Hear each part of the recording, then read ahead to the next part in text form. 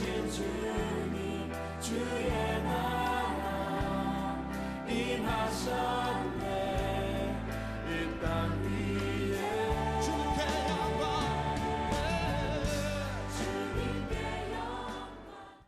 애굽의 고센 땅에 정착하여 나름대로 안정된 삶을 살고 있던 야곱의 후손, 곧 이스라엘 민족에게 전혀 예상치 못했던 일이 발생하게 됩니다. 이스라엘 민족의 수가 점점 늘어나게 됨에 따라 이를 탐탁지 않게 여긴 애굽의 바로가 이스라엘 백성들에 대해서 억압 정책을 시작한 것입니다. 자신들의 전쟁 물자를 넣어두는 국고성을 건축함에 있어서 이 이스라엘 백성들의 장정들을 강제로 징집을 했습니다. 그렇게 노된 고역에 시달리게 했음에도 불구하고 계속해서 이스라엘 민족의 수가 불어나게 되자 더 불안해진 이 애굽의 바로는 급기야 신생아 중에 사내 아이는 다 나일강에 버리도록 천인공노할 칙령을 내리게 됩니다. 이스라엘 민족은 뜻하지 않게 대가 끊어질 운명에 놓이게 되었습니다. 이런 참담한 시기에 모세가 태어난 것입니다. 모세 역시 갈대 상자에 넣어져 강물에 버려지게 되었는데 마치 목욕을 하기 위해서 그 강물에 나와 있던 애굽의 공주가 이를 발견하고 양자로 삼게 됩니다. 흙수저 인생이 하루아침에 금수저가 된 것입니다.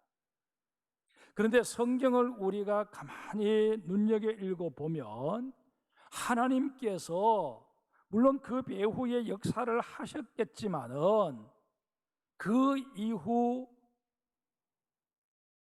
모세가 왕궁에서 어떻게 성장해 갔는지에 대해서는 전혀 관심을 두지를 않습니다. 오히려 살인사건에 휘말리게 하셔서 도망자 신세로 전락시켜 버렸습니다. 미디안 광야로 도주한 모세는 그곳 제사장 이도로의 집에 머물며 대릴 사위가 됩니다. 그리고는 40년의 세월을 그저 필부의 모습으로 살아갑니다. 하루 종일 양을 치는 것이 모세에게 주어진 역할이었습니다. 그러던 어느 날 좀 더 나은 풀밭을 찾아 이리저리 이동하던 중에 호렙산 기슭에 이르게 됩니다. 그곳은 모세에게 있어서 낯선 곳이었습니다. 예전에는 한 번도 와본 적이 없는 먼 곳이기도 했습니다. 제가 왜 이런 해석을 하느냐 하면 오늘 보면 1절에 서쪽으로 번역되어 있는 이 단어 속에는 낯설다, 멀다 하는 그런 의미가 같이 내포되어 있기 때문에 그렇습니다. 그런데 이 낯설고 한 번도 와본 적이 없는 먼 곳에서 모세의 인생에 대반전이 일어나게 됩니다. 여러분, 나름대로 갖추었다고 스스로 생각하는 사람들이 가장 범하기 쉬운 잘못 가운데 하나가 무엇일까요? 그것은 자기 자신이 자신에 대해서 대단한 존재다 그렇게 생각하고 있는 만큼 다른 사람들도 자신을 그렇게 인정해 줄 것이라고 착각하는 잘못입니다. 우리는 그 단적인 예를 모세의 삶에서 찾아볼 수 있습니다. 출애굽기 2장에 보면 이스라엘 백성들을 부당하게 대우하던 관리를 모세가 때려서 죽여버립니다. 그 관리는 애굽 사람이었는데 자기 동족을 괴롭힌다는 이유로 폭행을 가해 죽이고선 그 시신을 모래에 묻어버립니다. 그리고는 아무 일 없었다는 듯이 다음 날 또 이스라엘 백성들이 살고 있는 지역으로 가보았는데, 이번에는 이스라엘 사람 두 사람이 서로 다투고 있는 것을 보고서는 또 이 모세의 마음속에 의문이 일어났습니다.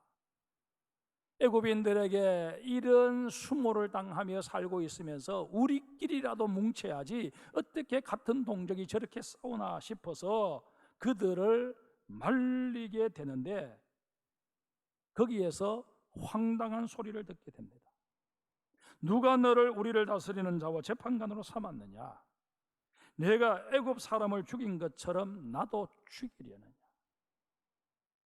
모세는 어제 자신이 저질렀던 그 일, 애굽의 관리를 폭행해서 죽여버린 그 일, 이것은 분명히 이스라엘 사람을 돕기 위해서 한 일이었기 때문에 다른 사람은 몰라도 이스라엘 백성들은 자신을 인정해주고 영웅시해줄 줄 알았습니다. 그런데 전혀 아니었습니다. 오히려 이스라엘 동족들은 다 죽어가고 있는 마당에 자신은 애굽의 왕궁에서 왕자의 대접을 받으며 호의호식하고 지내는 주제에 뭐 잘났다고 여기 와서 나대느냐 하는 그런 식의 반응을 경험한 것입니다. 그제서야 결국 이스라엘 백성들도 나의 울타리가 되어주지 못하는구나 하는 것을 깨닫고 이 모세는 도망을 치게 됩니다. 그런데 한번 보세요. 모세가 왕자의 신분 다 벗어 던져버리고 도망자의 신분이 되었을 때에도 하나님께서는 그런 모세에게 찾아와 이렇다 저렇다 말씀 한마디 하지 않으십니다. 온갖 우여곡절을 다 겪으면서 40년이라는 세월을 보내는 동안에도 하나님께서는 모세와 적당한 지근거리를 유지하셨을 뿐 그의 인생에 개입하지 않으셨습니다. 그러다가 모세가 전혀 익숙지 않은 곳 호렙산 기슭에 이르렀을 때, 그리고 그 낯선 환경으로 인해서 불안과 염려에 휩싸이게 되었을 때 비로소 그를 찾아와 주십니다. 우리는 이 사건을 통해서 오늘 우리가 직면한 문제를 타개해 갈 수 있는 열쇠를 하나 발견하게 됩니다. 문득 옹고이 지신이라는 말이 떠오릅니다. 옛 일을 살펴보아 그것에 미루어서 앞날을 예견하는 지혜를 가져야 한다 하는 그런 의미의 말 아닙니까? 한국교회는 지난 1960년부터 2010년까지 50년 동안 급성장을 했습니다. 교회 수는 1960년에 5,000개에서 2010년도 8만 개로 16배나 증가했습니다. 교인 수 역시 1960년도에 60만 명이었던 것이 2010년도에는 900만 명으로 늘어났습니다. 이 역시 15배 증가한 수치입니다. 이로 인해 한국교회는 자도취에 빠지기 시작했습니다. 혹자는 이런 한국교회를 향해 이 땅에서의 자산은 늘어났지만 하나님에 대한 믿음은 오히려 줄었다고 혹평을 합니다. 교회 지도자들에 대해서는 세상에서 명예와 힘은 얻었지만 정작 하나님은 잃어버렸다고 공격을 합니다. 그러면서 이들이 자신들이 이런 평가를 내리는 근거로 박탈보상 이론을 제시합니다. 이 이론에 근거한 그들의 주장을 간단히 설명드리면 60년대부터 정치, 경제 그리고 사회 분야에 있어서 박탈감을 맛보아야 했던 대중들이 그 박탈감을 보상받고자 교회로 찾아들게 되었고, 그로 인해 교회는 급성장을 이루어내었다는 것입니다. 거의 어부지리에 가까운 득을 보았다는 것입니다. 그러나 이제는 아닙니다. 경제 여건이 좋아지고 살만해지면서 박탈감이 해소됨과 동시에 종교에 대한 열정들도 21세기를 살아가고 있는 현대인들에게는 점점 약해지고 있다는 것입니다. 다시 말해서 잘 나가던 한국 교회가 하향 곡선을 그릴 수밖에 없는 사회적 여건이 계속 강화되고 있다는 것입니다.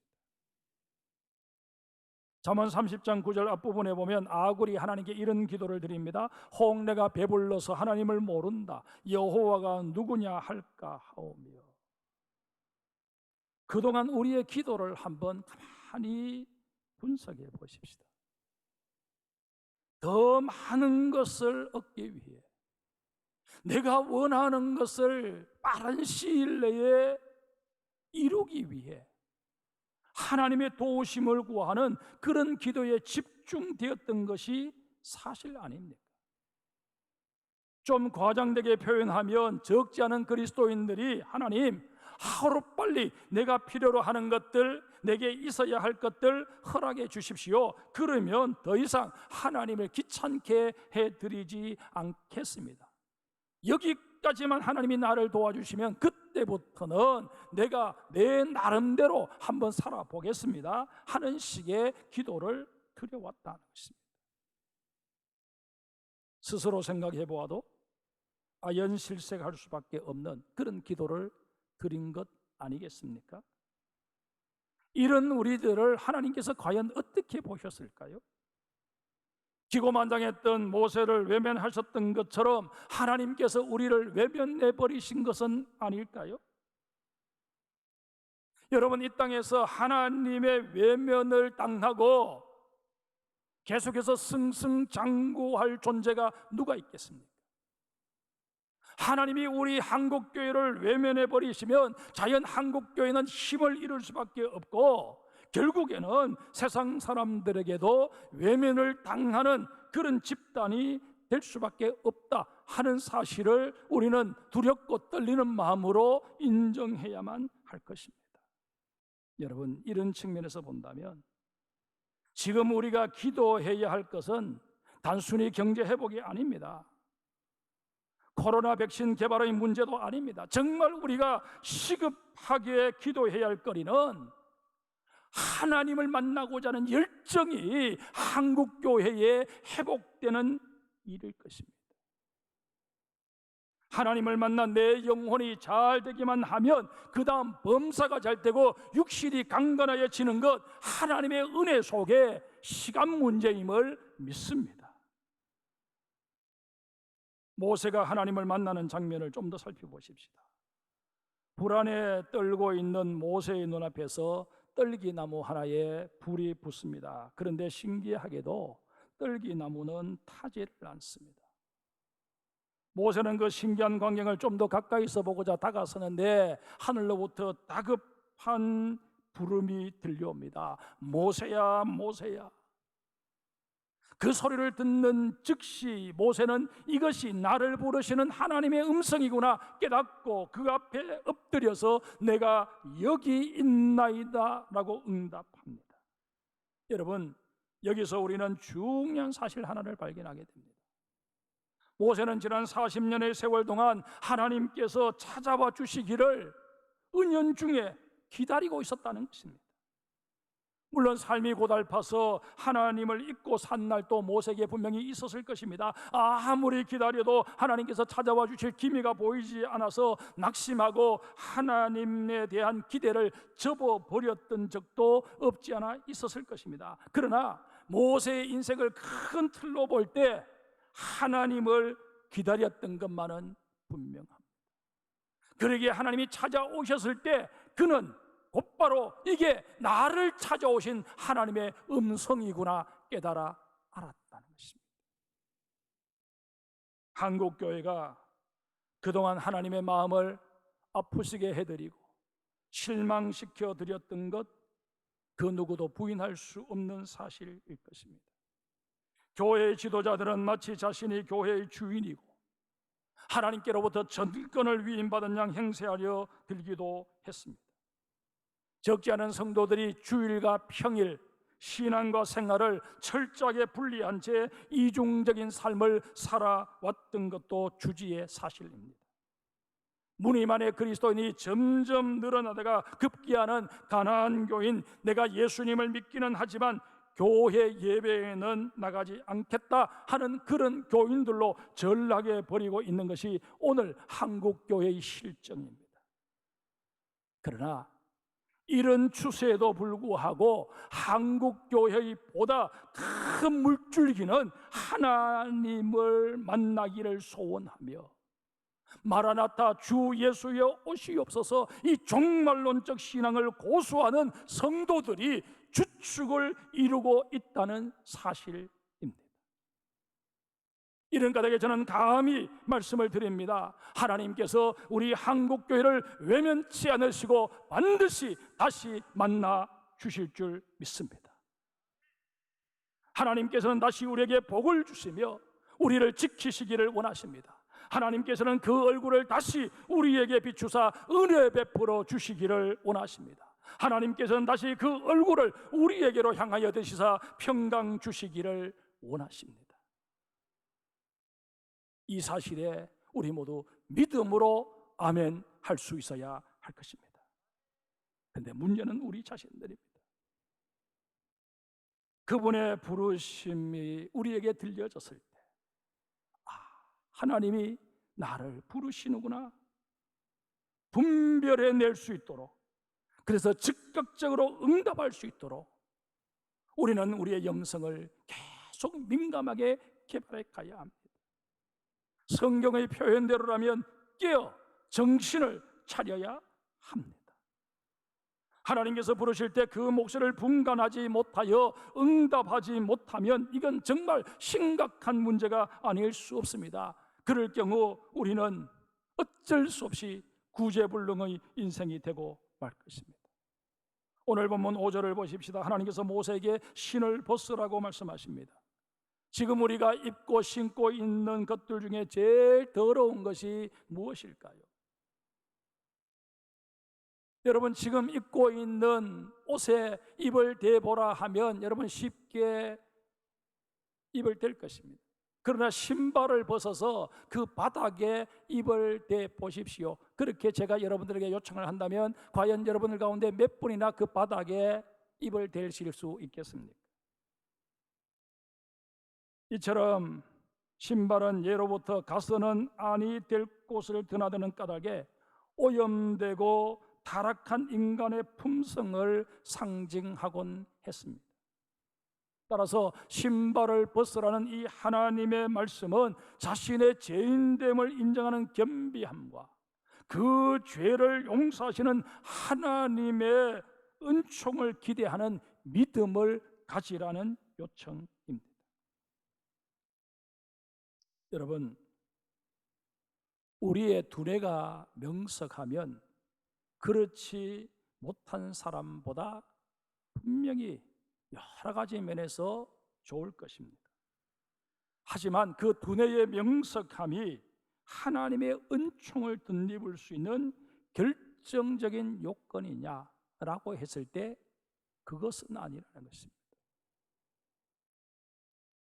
우리 가운데 외모에 가난한 나는 자신이 있다, 그렇게 생각하는 분이 계시다면 그 역시 참 다른 사람에 비해 월등한 장점이 될 수 있겠지만 하나님께서는 우리 한 사람 한 사람 모두가 개성미 넘치는 걸작으로 만들어 주셨다는 사실을 우리 모두가 인지해야 할 것입니다. 재주가 많은 것도 분명 장점일 수 있겠지만 하나님께서는 재주가 많아서 자기 자신을 과신하고 그렇게 살아가는 인생보다는 오히려 자신의 부족함을 깨닫고 우직하게 하나님 나를 주의 장중에 붙잡고 사용하여 주시옵소서 그렇게 고백하며 주님 앞에 나오는 자를 더 귀히 여겨 주십니다. 여러분, 성경 출애굽기를 한번 가만히 읽어보세요. 모세가 왕궁에서 배웠던 그 선진의 문물들, 용병술과 리더십, 이런 것들 선용해서 이스라엘 백성들을 이끌어 갔다 하는 내용이 성경 어디에도 기록되어 있지 않습니다. 물론 성경은 기록되어 있지 않지만 내막적으로는 그 모든 것이 복합적으로 작용했으리라 하는 짐작은 가능합니다. 그러나 성경에서 노골적으로 그렇게 기록한 곳은 없다 하는 것입니다. 남자 성인만 해야 60만 명이 넘는 이 무리를 통제하고 천부장, 백부장, 50부장, 10부장 체제를 구축했던 것도 모세의 머리에서 나온 게 아니고 그의 장인 이두로의 머리에서 나온 것이었습니다. 여러분, 이렇게 생각한다면 지금 우리가 가지고 있는 것 내세우면서 그것 때문에 하나님 앞에서 거드름을 피우는 그런 우리의 모습이 아니라 정말 하나님, 나는 낮고 비천한 존재입니다. 내가 가지고 있는 이것들도 하나님이 한번 흔들어 버리시면 순식간에 사라질 수밖에 없는 그런 것임을 내가 깨닫습니다. 그렇게 고백하며 주님 앞에 납작 엎드릴 때 하나님께서는 이런 우리를 통하여 하나님이 하시고자 하시는 일들을 이루어 가신다 하는 사실을 믿으시기를 바랍니다. 여러분, 정말 우리는 그렇게 되지 않기를 바라고 있습니다만은 혹 사회적 거리두기가 3단계로 확산되어지면 많은 것이 통제되면서 우리가 할 수 있는 일 별로 없어지고 말 것입니다. 그때 우리가 할 수 있는 최상의 선택이 무엇일까요? 아마 직장도 상당 부분 재택근무가 될 것입니다. 그때 우리는 골방으로 들어가 하나님의 손을 붙잡아야 합니다. 히스기야처럼 벽을 향하고 앉아서 하나님께 부르짖어 기도해야 합니다. 너희는 여호와를 만날 만한 때에 찾으라. 가까이 계실 때에 그를 부르라. 이사야 선지자를 통하여 말씀하시는 그때가 바로 지금임을 직시하는 우리 모두가 되어야 할 것입니다. 하나님께서는 간절하게 찾는 자를 만나 주십니다. 뿐만 아니라 그런 자를 하나님 택하여 사용하십니다. 사명을 맡겨주신다는 것입니다. 모세에게 이스라엘 백성들을 애굽에서 이끌어내어 원래 그들이 있어야 할 자리 가나안으로 데리고 가라, 그렇게 명령하셨던 것처럼 오늘 우리에게도 원래 주님의 교회가 갖추어야 할 모습을 회복하는 일에 너가 일익을 감당하라 우리에게 명령하여 주실 것입니다. 하나님께서 한 인간을 위해 만들어내시는 반전은 우리의 상상을 초월합니다. 이런 하나님이 지금도 내 곁에 계심에 감사하며 여전히 코로나의 상황이 계속되고 있지만 이 한 주간 나는 힘있게 살아가겠다 다짐하는 우리 모두가 되어야 할 것입니다. 세상을 향해 나아가는 여러분에게 담임 목사로서 축복합니다. God bless you. 하나님께서 여러분들에게 복을 더하여 주실 것입니다. 하나님의 복으로 능히 세상을 이기고 시리에 빠진 많은 사람들에게 그럼에도 불구하고 우리는 힘을 내어야 함을 선포하는 복된 입술들이 되시기를 주님의 이름으로 축복합니다.